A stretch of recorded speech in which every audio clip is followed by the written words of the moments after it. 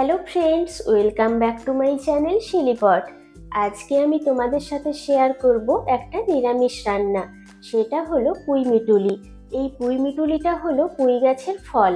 এটা প্রধানত শীতকালেই পাওয়া যায় আর খেতে হয় ভারী সুস্বাদু। এটা নিরামিষভাবেও করা যায়, আবার আমিষভাবেও করা যায়। আজকে আমি তোমাদের নিরামিষভাবেই করে দেখাবো।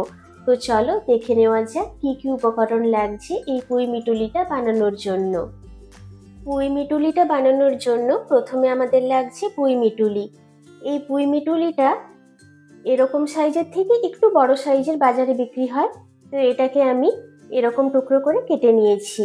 খুব বেশি ছোট করার কিন্তু দরকার নেই, আর এটা কাটাও কিন্তু ভীষণই সহজ। এটাকে খুব ভালো করে ধুয়ে ঝুড়ির মধ্যে রেখেছি।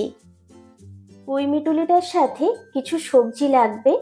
সেগুলো হলো, প্রথমে লাগছে বেগুন। বেগুনটাকে এরকম টুকরো করে কেটে নিয়েছি। লাগছে শিম, আলু। তোমরা চাইলে এখানে মূলও দিতে পারো। এখানে আমি একটা বড় সাইজের বেগুনের অর্ধেকটা নিয়েছি, শিম নিয়েছি 3টে, আর আলু নিয়েছি একটা মাঝারি সাইজের, আর 3টে কাঁচা লঙ্কা। কাঁচা লঙ্কাগুলো মাঝখান থেকে চেরা রয়েছে। আজকে পুঁই মিটুলিটা আমি তোমাদের নিরামিষ পদ্ধতিতে বানিয়ে দেখাবো, তাই এখানে আমি বড়ি ব্যবহার করছি। লাগছে আমাদের বিউলির ডালের বড়ি। যদি তোমরা আমিষভাবে বানাতে চাও তাহলে এর মধ্যে চিংড়ি মাছ ব্যবহার করা যেতে পারে, সেটাও কিন্তু খেতে ভারী সুস্বাদু হয়। এখানে রয়েছে জিরে আর সাদা সর্ষে বাটা। 1 টেবিল চামচ সাদা সর্ষে আর হাফ টেবিল চামচ জিরে আমি শিলে বেটে নিয়েছি। রয়েছে 5 ফোড়ন। এখানে রয়েছে হাফ চা চামচ মতো 5 ফোড়ন। লাগছে লবণ, হলুদ গুঁড়ো আর একটা শুকনো লঙ্কা। আর সবশেষে লাগছে আমাদের সর্ষের তেল। প্রথমে আমরা বড়িগুলো ভেজে নেব, তার জন্য কড়াইতে দিয়ে দেব সর্ষের তেল। তেলটা খুব ভালো করে গরম করে নেব। তেল থেকে ধোঁয়া উঠতে শুরু করেছে, বড়িগুলো এবার দিয়ে দেব। বড়িগুলোকে লাল লাল করে ভেজে নেব।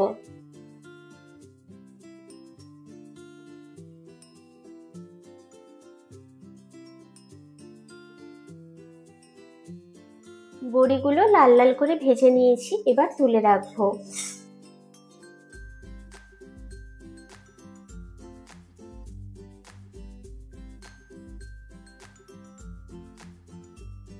এবার কড়াইতে দিয়ে দেব আরো কিছুটা সর্ষের তেল। তেলটা গরম হয়ে গেছে, তেলের মধ্যে দিয়ে দেব একটা শুকনো লঙ্কা। লঙ্কাটাকে মাঝখান থেকে ফাটিয়ে নিয়েছি। লাল লাল করে ভেজে নেব একটু লঙ্কাটাকে।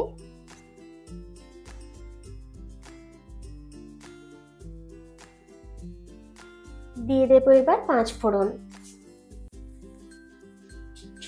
ফোড়ন থেকে সুন্দর গন্ধ বেরোতে শুরু করলে কেটে রাখা সবজিগুলো দিয়ে দেব। সবজির মধ্যে দিয়ে দেব 1 চামচ লবণ, হাফ চামচ হলুদ গুঁড়ো। এবার হাই ফ্লেমে সবজিগুলোকে খুব ভালো করে ভেজে নেব।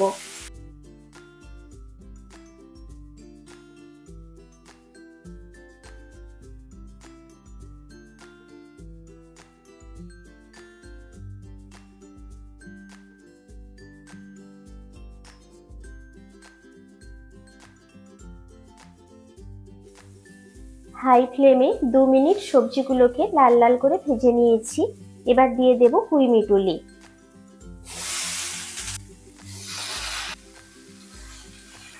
এবার পুঁই মিটুলিটাকেও সমস্ত সবজির সাথে খুব ভালো করে একটু ভেজে নেব।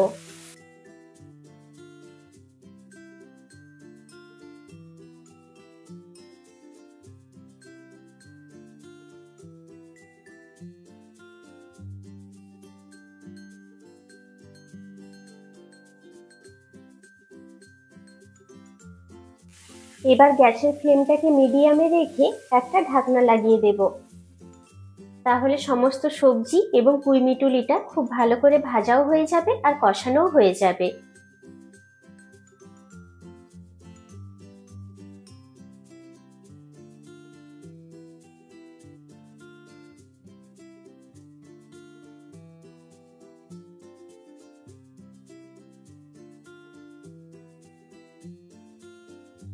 ঢাকনা লাগিয়ে 5 মিনিট মিডিয়াম ফ্লেমে রান্নাটা করে নিয়েছি। মাঝে মধ্যে ঢাকনাটা খুলে একটু নাড়াচাড়াও করে নিয়েছিলাম। এবার ঢাকনাটা খুলে নেব। দেখতে পাচ্ছ পরিমাণটা কতটা কমে গিয়েছে। প্রথমে যখন আমি কড়াইতে দিয়েছিলাম তখন কিন্তু কড়াইটা পুরো ভর্তি ছিল। সবজি আর পুঁই মিটুলিটা প্রায় অনেকটাই সেদ্ধ হয়ে এসছে আর খুব ভালোভাবে কষানো হয়ে গেছে। এবার যে জিরে আর সর্ষে বাটাটা রেখেছিলাম সেটা দিয়ে দিচ্ছি।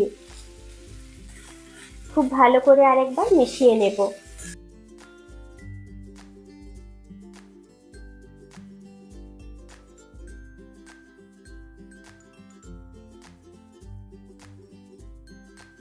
সর্ষে আর জিরে বাটাটা খুব ভালো করে মিশিয়ে নিয়েছি। এবার দিয়ে দেব জল। ছোট গ্লাসে 1 গ্লাস মতো জল দিয়ে দিলাম। আর একবার মিশিয়ে নেব।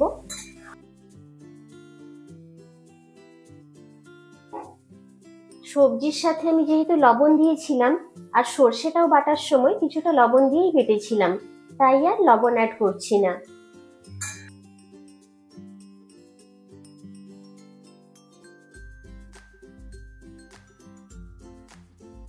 ঢাকনা লাগিয়ে লো ফ্লেমে রান্নাটা করে নেব। ঢাকনা লাগিয়ে লো ফ্লেমে 5 মিনিট রান্নাটা করে নিয়েছি। এবার ঢাকনাটা খুলে নেব। দেখতে পাচ্ছ তোমরা এখনই কতটা সুন্দর দেখতে হয়েছে। রান্নাটা কিন্তু এখনো পুরোপুরি কমপ্লিট হয়নি। সবজিগুলো কিন্তু সুন্দর সেদ্ধ হয়ে গেছে। এবার যে ভেজে রাখা বড়িগুলো রেখেছিলাম সেগুলো দিয়ে দেব। দিয়ে দিচ্ছি 3টে চেরা কাঁচা লঙ্কা। আর একবার মিশিয়ে নেব।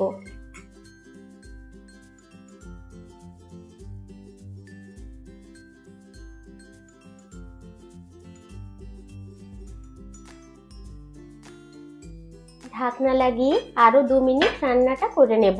গ্যাসের ফ্লেমটা লো ফ্লেমেই থাকবে। ঢাকনাটা লাগিয়ে আরো 2 মিনিট রান্না করে নিয়েছিলাম। এবার ঢাকনাটা খুলে নেব। সবকিছু কিন্তু সুন্দর সেদ্ধ হয়ে এসছে।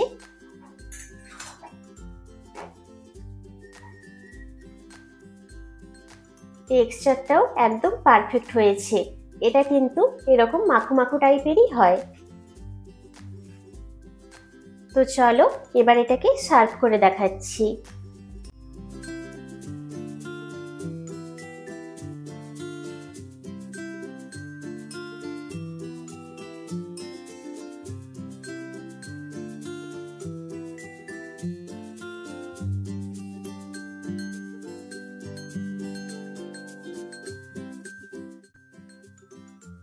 তৈরি হয়ে গেল আমাদের ভীষণই সুস্বাদু পুঁই মিটুলি রেসিপি।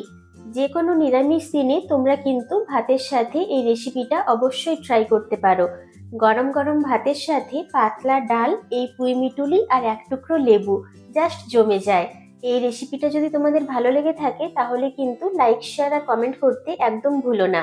চ্যানেলে নতুন হয়ে থাকলে চ্যানেলটাকে অবশ্যই সাবস্ক্রাইব করে দিও। পাশে থাকা বেল আইকনটা অবশ্যই প্রেস করো। তাতে করে আমি যখনই কোনো নতুন ভিডিও দেব তার ইনস্ট্যান্ট নোটিফিকেশন পৌঁছে যাবে তোমাদের কাছে। দেখা হবে এরকম শীতকাল স্পেশাল আরো অনেক নিত্য নতুন রেসিপির সাথে। Thank you.